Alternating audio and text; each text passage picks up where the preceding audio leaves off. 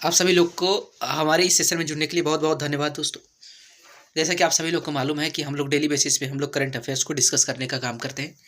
हाल फिलहाल में जो घटी घटनाएं उस पर हम लोग चर्चा करने का काम करते हैं दोस्तों। उसी संदर्भ में हमारे पास एक आज बहुत ही महत्वपूर्ण टॉपिक है जिस पे हम लोग बात करने का काम करेंगे, जिस पे हम लोग चर्चा करने का काम करेंगे दोस्तों। वो टॉपिक क्या है दोस्तों, उसके बारे में बात कर लेते हैं, जान लेते हैं। वो टॉपिक है क्या फीमेल जेनिटल म्यूनिकेशन, कुछ इसी तरह के इसको कहा जाता है दोस्तों। यानी कि महिला महिला आप हिंदी में इसको कह सकते हैं महिला खतना से भी जाना जाता है इसको दोस्तों। कहा जा रहा है कि क्या आगे हम इसको बारे में जानते हैं कि महिला खतना क्या होता है, इसके बारे में भी आगे डिस्कस करेंगे, बात करने का काम करेंगे दोस्तों। पहले देख लेते हैं आर्टिकल में क्या लिखा हुआ। कहा जा रहा है आर्टिकल में क्या लिखा हुआ, क्या गामीबिया में हटेगा महिला जननांग विच्छेदन से प्रतिबंध। क्या कहा जा रहा है कि गामीबिया में हटेगा महिला जननांग विच्छेदन से प्रतिबंध, ऐसा कहा जा रहा है। चर्चा में क्यों है। Gambia bid to unban FGM divides families and parliament. हाल ही में अफ्रीकी देश गामीबिया में महिला जननांग विच्छेदन पर प्रतिबंध हटाने की कोशिश से परिवार और संसद में मतभेद शुरू हो गया दोस्तों। यानी सरकार क्या कर रही है, सरकार इस प्रतिबंध को एक तरीके से हटाने का, इस पे प्रतिबंध लगाने का काम कर रही है। हाल ही में अफ्रीकी देश गामीबिया में महिला जननांग विच्छेदन पर प्रतिबंध हटाने की कोशिश से, यानी कि इस प्रतिबंध को हटाने का प्रयास कर रहा है दोस्तों, जिसके कारण क्या हो रहा है, परिवार और संसद में मतभेद शुरू हो गया दोस्तों। इसके प्रमुख बिंदु क्या क्या है ये इस पर बात करते हैं। गामीबिया में वर्ष 2015 में फीमेल जेनाइटल म्यूनिकेशन को गैर कानूनी घोषित कर दिया गया था दोस्तों। इसे इलीगल कर दिया गया था, जो कि सही भी बात है, इलीगल होना भी चाहिए था। इसको गामीबिया के भूतपूर्व तानाशाह यानी कि यार जाम्बे ने पारित किया था दोस्तों, उनके द्वारा ही पारित किया गया था। इसके बारे में इसको एक तरीके से इलीगल करार दिया गया था। तब कहा गया था बहुसंख्यक धर्म इस्लाम इसकी जरूरत नहीं है, यानी कि धर्म इस्लाम एक ऑलरेडी एक तरीके से बहुसंख्यक समाज है, बहुसंख्यक धर्म है, जिसके कारण अब उसकी वजह से अब क्या हो सकती है, इसको इस्लाम में जरूरत नहीं है, खतना की जरूरत नहीं है दोस्तों। वर्तमान में संसद प्रतिबंध को हटाने का प्रयास कर रही है। वर्तमान में संसद इस प्रतिबंध को हटाने का प्रयास कर रही है दोस्तों, यानी कि पार्लियामेंट द्वारा अब इस प्रतिबंध को हटाने का प्रयास कर रहा है, यानी इसे फिर से लीगल करने का काम किया जा रहा है दोस्तों। इसे फिर से एक कानून के दायरे में इसको लाए जाने का प्रयास कर रहा है। इस पर जो प्रतिबंध लगाया गया था, इसे इलीगल घोषित कर दिया गया था, फिर से इसको लीगल करने के प्रयास किया जा रहा है दोस्तों। अब इसका पुरजोर समर्थन किया जा रहा है, यानी हाल फिलहाल में अगर देखा जाए तो गामीबिया में इसको पुरजोर से एक तरीके से समर्थन किया जा रहा है। यानी कहने का मतलब है कि इससे फिर से, यानी कि महिलाओं की जो खतना होता है दोस्तों, उसको फिर से लीगल करने का प्रयास किया जा रहा है। संसद इस प्रतिबंध को हटाने के लिए 24 जुलाई को अंतरिम मतदान करने का काम करेगी दोस्तों। अगर यह प्रतिबंध हट जाता है तो एफजीएम गैर कानूनी नहीं रहेगा, यानी लोग अब आसानी से उसको, यानी महिलाओं की खतना किया जा सकता है और आसानी से इसको प्रभावी रूप से इसको बनाया जा सकता है विनोद दोस्तों, इसको लाया जा सकता है। गामीबिया विश्व का पहला ऐसा देश बन जाएगा दोस्तों जिसने इसे पूरे गैर कानूनी और फिर वैध घोषित किया है, यानी कि पहले इसे इलीगल किया गया, फिर से इसे लीगल कर दिया गया। क्या है महिला जननांग विच्छेदन, आइए हम इसके बारे में बात करते हैं दोस्तों। इसको समझने का प्रयास करते हैं कि क्या है महिला जननांग विच्छेदन, एफजीएम जिसको हम इंग्लिश में बोलते हैं। 4 तरह का होता है खतना दोस्तों, इस पर हम नजर डालते हैं, इसको समझने का प्रयास करते हैं डिटेल में। पहला कहा जा रहा है कि विश्व स्वास्थ्य संगठन यानी WHO वर्ल्ड हेल्थ ऑर्गेनाइजेशन ने इसे 4 तरीकों से परिभाषित करने का काम किया है, जिसमें कहा गया टाइप 1, टाइप 2, टाइप 3 और टाइप 4 के रूप में इसको परिभाषित करने का काम किया गया दोस्तों WHO को। टाइप 1 में क्या है, टाइप 2 में क्या है, टाइप 3 में क्या है, टाइप 4 में क्या है, अब इसके बारे में हम जानने का प्रयास करेंगे। टाइप 1 में क्या है। भारत में दाऊदी बोहरा एक मुसलमान का एक समुदाय है दोस्तों, जो नहीं जानते वो जान लीजिए। भारत में दाऊदी बोहरा मुस्लिम का एक समुदाय है जिसमें टाइप 1 खतना किया जाता है दोस्तों। इसमें वेजाइना के क्लिटोरिस हुड को एक तीखे ब्लेड से अलग कर दिया जाता है दोस्तों, यानी कि उसे बीच से काट देने का काम किया जाता है, अलग कर दिया जाता है। जो क्लिटोरिस हुड होते हैं उसके तीखे ब्लेड से अलग कर दिया जाता है। टाइप 2 क्या है दोस्तों, क्लिटोरिस हुड के साथ ही लेबिया माइनोरा यानी कि वेजाइना के अंदरूनी लेयर को काट दिया जाता है। टाइप 3 में क्या प्रोसेस होता है दोस्तों, एक्सटर्नल जेनेटाइल को काटकर वेजाइना की सिलाई कर दी जाती है। बस यूरिन और पीरियड्स की ब्लीडिंग के लिए जगह छोड़ दी जाती है दोस्तों। टाइप 4 क्या है, टाइप 4 में किसी पिन या ब्लेड या फिर कैंची से वेजाइना पर कट लगा दिया जाता है दोस्तों। या उन सभी प्रतिक्रियाओं, यानी कि एक तरीके से एक प्रसव रोकने का काम करता है दोस्तों, यानी एक तरीके से बच्चे का जन्म ना हो, इसका मेन मोटिव यही होता है। यह उन सभी प्रतिक्रियाओं को संदर्भित करता है जिसमें गैर चिकित्सा कारणों से महिलाओं के बाहरी जननांग को आंशिक या पूर्ण रूप से हटाया जाता है दोस्तों। इसमें क्या किया, गैर चिकित्सा कारणों से क्या किया जाता है, महिला के जो बाहरी जो जननांग होते हैं उसको आंशिक या पूर्ण रूप से या फिर आधा या फिर पूरे रूप में उससे हटाने का प्रयास किया जाता है दोस्तों। या महिला जननांग अंगों को अन्य चोट पहुंचाने का प्रयास किया जाता है दोस्तों। यह सबसे अधिक शैशवावस्था यानी बचपन से लेकर 15 वर्ष की आयु के बीच की छोटी लड़कियों पर किया जाता है दोस्तों। एफजीएम लड़कियों और महिलाओं के लिए किस प्रकार जोखिमपूर्ण है, आइए इस पर बात करते हैं। इसके क्या क्या खतरे हैं, इस पर क्या क्या रिस्क हो सकता है दोस्तों, इसके बारे में पता करते हैं। WHO के मुताबिक खतना करवाने के बाद लंबे समय तक इन परेशानियों को झेलना पड़ता है। क्या क्या इसके परेशानी देखने को मिलता है दोस्तों। यूरिनरी ट्रैक का इन्फेक्शन, जैसे पेशाब करने में दर्द होता है दोस्तों, यानी यूरिनरी ट्रैक पे इन्फेक्शन हो जाता है, जिससे क्या होता है, पेशाब करने में परेशानी होती है दोस्तों। वेजाइना में इन्फेक्शन हो जाता है। माहवारी में परेशानी होता है, यानी पीरियड्स आने में परेशानी होती है दोस्तों। बच्चे को जन्म देने वक्त भी बहुत दिक्कत का परेशानी को झेलना पड़ता है दोस्तों। सेक्स के दौरान परेशानी होती है। डिप्रेशन, एंजाइटी और स्ट्रेस डिसऑर्डर जैसी समस्याएं देखने को मिलता है दोस्तों।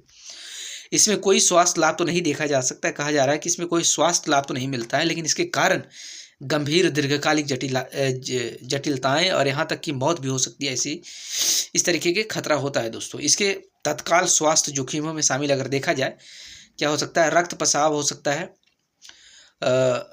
सदमा हो सकता है, संक्रमण हो सकता है, HIV संक्रमण हो सकता है, मूत्र प्रतिधारण हो सकता है, गंभीर दर्द का सामना कर पड़ सकता है दोस्तों महिलाओं को। इससे लड़कियां दीर्घ अवधि तक चिंता और अवसाद की भावना से ग्रस्त हो जाती है।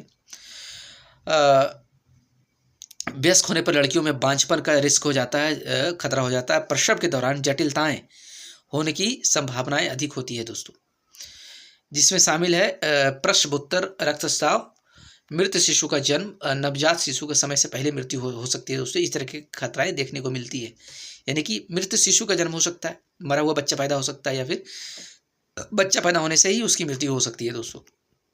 एफजीएम अभी भी प्रचलित क्यों है, इसके बारे में बता सकते हैं कि इतना खतरनाक होने के बावजूद भी, इतना रिस्की होने के बावजूद भी, इसकी इतने एक तरीके से जोखिम भरा प्रभाव होने के कारण भी इसे अभी प्रचलित में क्यों है, लोग इसे कर क्यों रहे हैं, लोग इसे एक्सेप्ट क्यों करते हैं, इस पे हम बात करते हैं। इसके प्रचलन के कारण क्या है, अलग अलग देशों में अलग अलग इसके कारण बताए जाते हैं दोस्तों कि ये प्रचलन क्यों है, ये अभी तक सामाजिक व्यवस्थाओं में क्यों अभी तक इसे एक्सेप्ट किया जाता है, स्वीकार किया जाता है दोस्तों।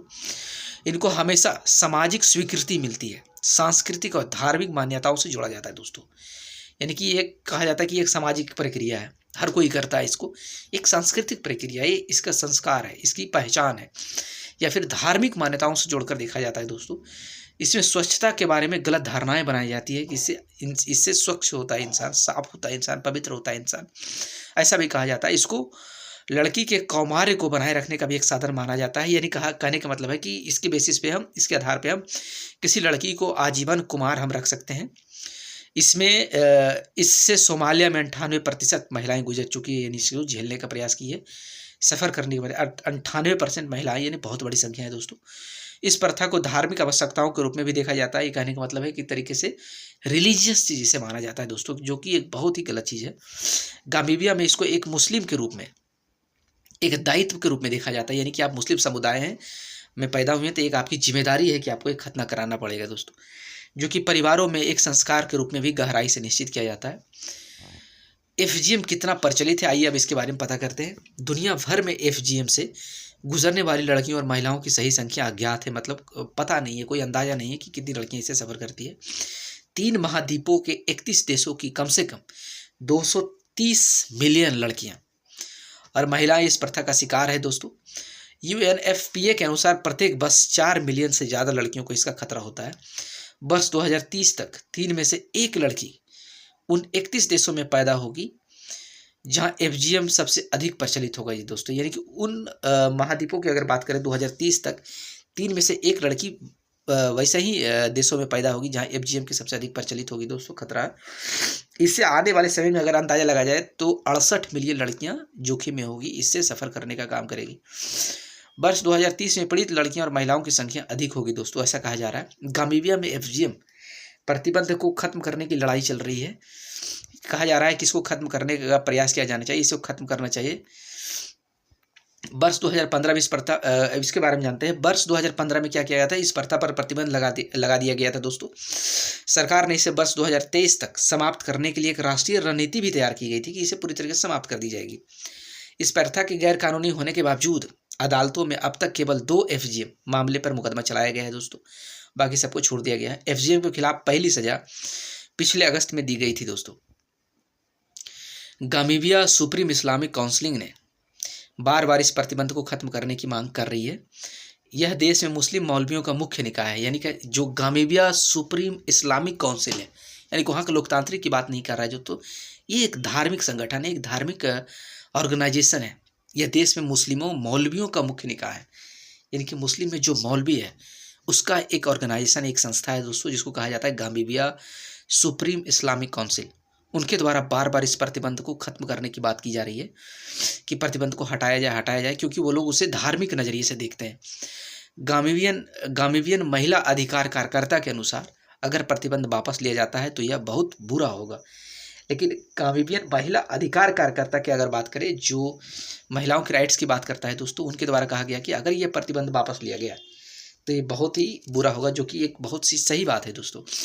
मानवाधिकार संगठनों ने यह भी चेतावनी दी है कि प्रतिबंध को खत्म करना गामीबिया की ओर से मानवाधिकारों का घोर उल्लंघन माना जाएगा, जो कि बहुत सही चीज़ है, ये नहीं होना चाहिए दोस्तों।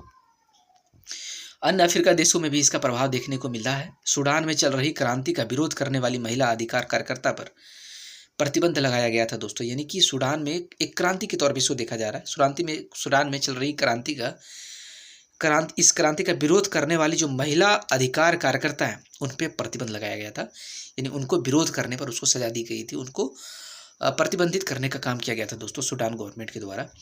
इनकी सार्वजनिक भागीदारी बंद कर दी गई है तंजानिया में, यानी कि इनकी सार्वजनिक मतलब एक तरीके से इसके संगठन को ही, मतलब इसका कोई रोल नहीं होगा, इसका कोई प्रेजेंस नहीं होगा, इसका कोई जिम्मेदारी नहीं है, इसको साइड करो, हटाओ इसको, यानी कि सार्वजनिक भागीदारी को ही बंद करने का प्रयास किया गया। तंजानिया में ऐसा कानून जो किशोर माताओं को सरकारी स्कूलों में जाने से रोकने का प्रयास करते थे तथा उन्हें तब से निरस्त कर दिया गया है दोस्तों।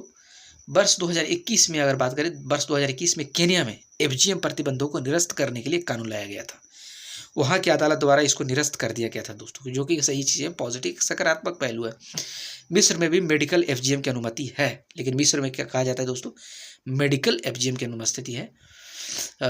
भारत में स्थिति इसकी क्या है, एक बार इस पर भी नज़र डालते हैं। देश में ऐसा कोई कानून नहीं है जो देश में FGM प्रथा पर प्रतिबंध लगाया जाता है, यानी हमारे पास ऐसा कोई कानून नहीं है। वर्ष 2017 में सुप्रीम कोर्ट ने एक याचिका के जवाब में महिला और बाल विकास मंत्रालय ने कहा था, वर्तमान में कोई आधिकारिक डेटा या अध्ययन तो नहीं है जो भारत में FGM के अस्तित्व का समर्थन करता हो। हालांकि कुछ अन्य अनौपचारिक रिपोर्टों के अनुसार FGM की प्रतिक्रियाएं मुख्य रूप से महाराष्ट्र में देखा गया है, केरल में देखा गया है, गुजरात राजस्थान में देखा गया है। गुजरात और मध्य प्रदेश राज्यों में बोहरा समुदाय के बीच प्रचलित है दोस्तों। बोहरा एक मुस्लिम समुदाय है जो महाराष्ट्र में रहते हैं, जो केरल में रहते हैं, राजस्थान में रहते हैं, गुजरात में रहते हैं, मध्य प्रदेश में रहते हैं। वैसों जगह पर FGM की प्रतिक्रियाएं वो भारत में देखी गई है दोस्तों। लेकिन भारत में इसके विरोध में कोई कानून नहीं बनाया गया। FGM के उन्मूलन हेतु वैश्विक पहले क्या क्या है, अब वर्ल्ड लेवल पर इसको ख़त्म करने का क्या क्या प्रयास किया जा रहा है दोस्तों। वर्ल्ड लेवल पर यानी कि सरकार इस पर क्या क्या प्रतिक्रियाएँ देने का काम कर रही है। यूनिसेफ और संयुक्त राष्ट्र जनसंख्या कोष, जिसको हम बोलते हैं UNFPA के नाम से भी जानते हैं दोस्तों, संयुक्त रूप से ये दोनों संगठनों के द्वारा मिलकर कार्य किया जा रहा है। दोनों इसको समाप्त करने के लिए दुनिया के सबसे बड़े कार्यक्रम का नेतृत्व करते हैं। इसको वर्ष 2008 में शुरू किया गया था दोस्तों। ये कार्यक्रम को वर्ष 2012 में संयुक्त राष्ट्र महासभा ने इस प्रथा के उन्मूलन के प्रयासों में प्रगति करने का प्रयास किया है, यानी उसको ख़त्म करने का प्रयास किया जा रहा है। इसी उद्देश्य से 6 फरवरी को international day of zero tolerance for female क्या इसको इंग्लिश में देखिए क्या कहते हैं। इसी उद्देश्य से 6 फरवरी को international day of zero tolerance for female genital mutilation के रूप में घोषित किया गया है दोस्तों। Tolerance, zero tolerance for female genital mutilation के रूप में घोषित किया गया है। फॉर फीमेल जेनिटल म्यूटिलेशन के रूप में घोषित किया गया है। वर्ष 2024 में इसका थीम क्या था? हर वॉइस हर फ्यूचर आवाज़, हर वॉइस हर फ्यूचर। संयुक्त राष्ट्र सतत विकास लक्ष्य 5 का अनुपालन करते हुए वर्ष 2030 तक अगर बात किया जाए तो इस प्रथा को पूर्ण रूप से समाप्त करने की प्रयासरत है दोस्तों। यानी 2030 तक कहा जा रहा है कि प्रथा को पूरी तरीके से खत्म कर दिया जाएगा। SDG 5.3 का उद्देश्य समाज में व्यापत सभी कुप्रथाओं जैसे कि बाल, अल्प आयु तथा जबरन विवाह और फीमेल जेनिटल म्यूटिलेशन को खत्म करने का प्रयास किया जाएगा दोस्तों। इससे अभ्यास प्रश्न क्या निकलते हैं? निम्नलिखित में से किस तिथि को international day of zero tolerance for female genital mutilation मनाया जाता है? तो 6 फरवरी इसका सही उत्तर होगा दोस्तों। आज के लेक्चर में इतना ही था, जो हमें आप उम्मीद कर सकते हैं कि आप लोगों को एक बहुत ही सकारात्मक जानकारी मिला होगा, बहुत ही अच्छी जानकारी मिली होगी और बहुत ही एक तरीके से सोशल अवेयरनेस के रूप में आपके पास ये चीज़ें आज देखने को मिला था दोस्तों। आज के सेशन में इतना ही बात करेंगे, बाकी बातें हम अगले लेक्चर में करेंगे दोस्तों। हमारे साथ जुड़ने के लिए बहुत बहुत धन्यवाद। अगर आप इसी तरीके से हाल फिलहाल की घटनाओं के बारे में बात करना चाहते हैं, करंट अफेयर्स को डिस्कस करना चाहते हैं, आप हमारे साथ जुड़ सकते हैं दोस्तों।